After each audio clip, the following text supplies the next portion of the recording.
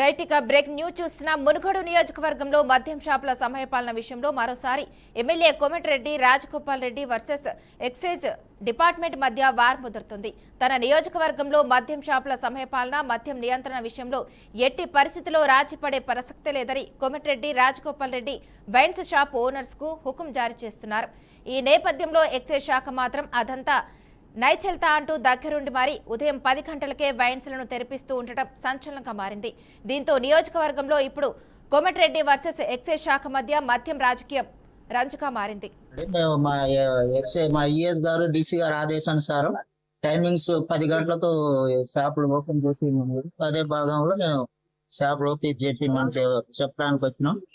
ఇంతకుముందు ఎమ్మెల్యే గారు 1 గంటకు దిమ్మని చెప్పారంట. అయితే మేము మా ఈఎస్ డీసీ గారికి కూడా వాళ్ళ దృష్టికి తీసుకెళ్ళటం జరిగింది.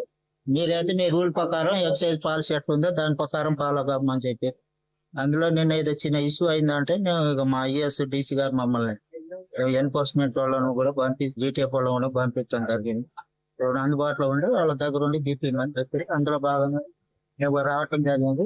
మేము మా పై అధికారుల ఆదేశానుసారం మేము వాళ్ళకు సెక్యూరిటీ చేయడానికి రావడం జరిగింది. సో ఈ వైన్ షాపుల మీద ఇబ్బంది అది వాళ్ళు ఏమైనా వస్తే అసాల్ట్ కేసు లాంటిది ఏమైనా ఉంటే మేము పోలీసులో కంప్లైంట్ చేస్తాం. వాళ్ళు ఎవరైనా బలవంతంగా వచ్చి ఏమైనా చేస్తే ఫర్దర్ గా మా ఈ పై అధికారుల ఇన్స్ట్రక్షన్ ప్రకారం మేము వాళ్ళ మీద కంప్లైంట్ చేయాల్సి వచ్చింది. మా రూల్ ప్రకారం ఫాలో కమ్మని చెప్పి